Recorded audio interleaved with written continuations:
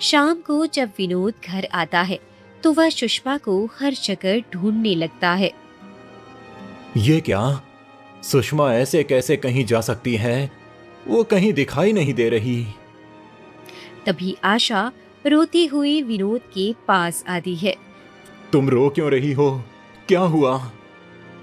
वो मैंने तुम्हारी पत्नी सुषमा को देखा है। वह किसी और के साथ चली गई।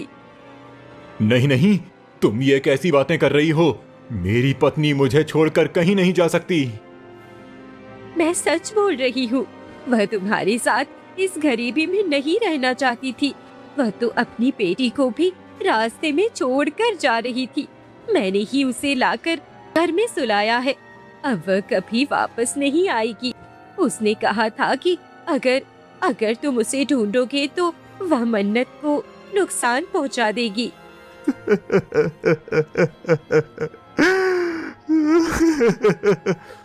नहीं, मैंने कभी नहीं सोचा था कि सुषमा मेरे साथ ऐसा करेगी। मैंने उसे इतना प्रेम किया और उसने मुझे धोखा दिया। धोखा दिया उसने मुझे। विनोद फूट फूट कर रोने लगता है। तब से ये बेचारी तुम्हारे इंतजार में इन घने जंगलों में भटक रही थी। मन्नत, यही तुम्हारी असली माँ है। मैं अब तक यही सोचती थी कि मेरी माँ मेरे पिताजी को छोड़कर चली गई, लेकिन मेरी माँ के साथ इतना कुछ गलत हुआ। मुझे अपनी माँ को न्याय दिलाना ही होगा। साधु महाराज, क्या मेरी बेटी अब कभी देख नहीं पाएगी? मुझे अपनी बेटी की आंखों की रोशनी हर हाल में वापस लानी है। तुम जिसे एक आम औरत समझती हो, वो असल में काली विद्या की बहुत बड़ी साधिका है। वो तुम्हारी बेटी की आंखों की रोशनी इसीलिए हासिल करना चाहती है क्योंकि उसने अपनी मायावी शक्ति से एक ऐसी लड़की तैयार की है जिसे अगर मन्नत की आंखों की रोशनी मिल गई तो वो पूरे गांव को बर्बाद कर देगी। वो इतनी खूबसूरत हो जाएगी कि जो भी उसकी आंखों में देखेगा वो उसका गुलाम बन जाएगा। तो अब हम क्या करें साधु महाराज? तुम्हें अब उसी के पास जाना होगा और कुसुम का सामना करके मन्नत की आंखों की रोशनी वापस लेनी होगी। उसने अभी तक अपनी शक्तियों से उन आंखों का पूर्ण इस्तेमाल नहीं किया है। जैसे ही आज रात की पहली घड़ी शुरू होगी, वो मंत्रों के बल पर उन आंखों को हमेशा के लिए उस लड़की के शरीर में स्थापित कर देगी। ठीक है, मैं अपनी बेटी की आंखों की रोशनी दिलाने के लिए कुछ भी करने को तैयार हूँ। बेटी, तुम यहीं रुको।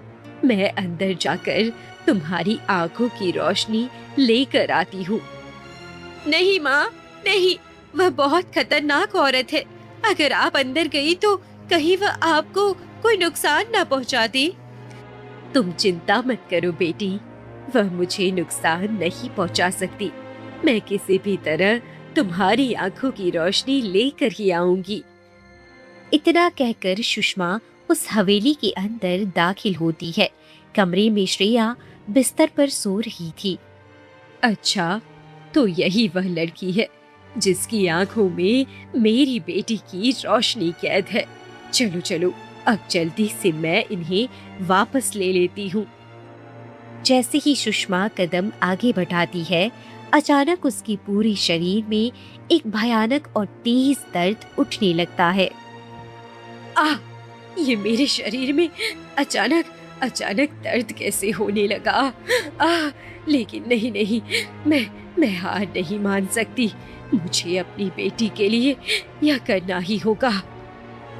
वह हिम्मत जुटाकर जैसे ही थोड़ा और आगे बढ़ती है कि तभी श्रेया के बिस्तर के बगल में एक तेज रोशनी चमक रही थी। यही वह दिव्य प्रकाश है जिससे मेरी बेटी की आंखों की रोशनी समाई हुई है। मुझे इस शक्ति को लेकर अपनी बेटी को वापस देना होगा। सुषमा उस शक्ति पुंज को लेकर वहां से निकल पड़ती है जहां मन्नत खड़ी थी। जैसे ही सुषमा वह रोशनी मन्नत की आंखों में डालती है, मन्नत की आंखों की चमक और रोशनी वापस आ जाती है। तभी वहां कुसुम आ पहुंचती है। तुम दोनों ने मेरे इतने वर्षों की तपस्या अधूरी छोड़ दी। मैं तुम दोनों को छोड़ूंगी नहीं। तुमने मुझे बकरी बनाया और मेरी बेटी की जिंदगी बर्बाद कर दी। मुझे सारा सच पता चल गया है। अब मैं तुझे नहीं छोड़ूंगी। रुक जा, अब देख मैं क्या करती हूँ। कुसुम अपनी आंखों से एक काली शक्ति छोड़ती है, लेकिन मन्नत को बचाने के लिए बीच में सुषमा आ जाती है। वह शक्ति लगते ही सुषमा वहीं गिर पड़ती है और अपनी आखिरी सांसें गिनने लगती है। माँ नहीं, आपने ये ठीक नहीं किया माँ।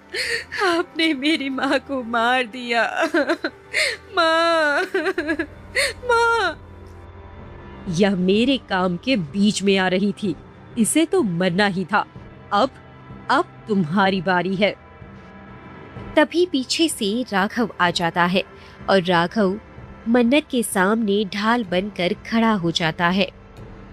बस बहुत हो गया, अब तुम मन्नत को छू भी नहीं सकती।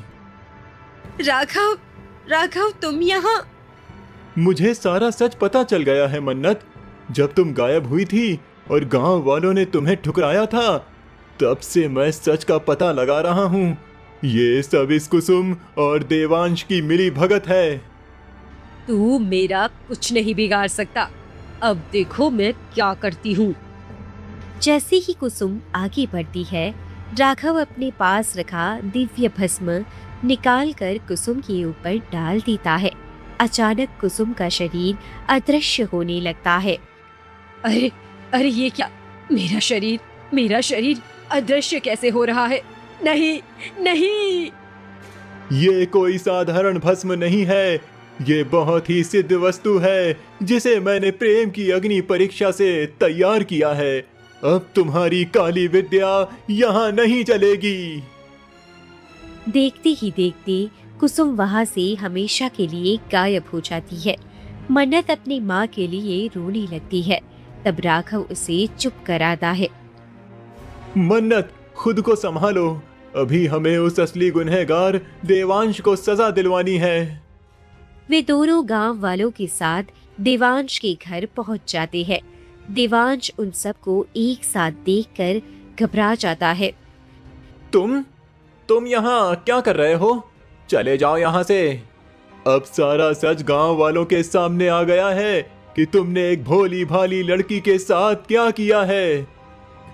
मुखिया जी, इस देवांश ने पैसों के लालच में मन्नत के साथ जो किया है वो सुनकर आपकी रूह कांप जाएगी। इसने मन्नत के प्रेम का फायदा उठाकर उसकी आंखों की रोशनी का सौदा कर दिया था। ये तो घोर पाप है। ऐसे इंसान को तो कड़ी से कड़ी सजा मिलनी चाहिए। जिसने एक मासूम लड़की के विश्वास को तोड़ा, उसे इस गांव में रहने का कोई हक नहीं। इसे निकालो यहाँ से। मुझे माफ कर दीजिए मुखिया जी। मन्नत, मुझसे बहुत बड़ी गलती हो गई। मुझे एक मौका दे दो मुझे।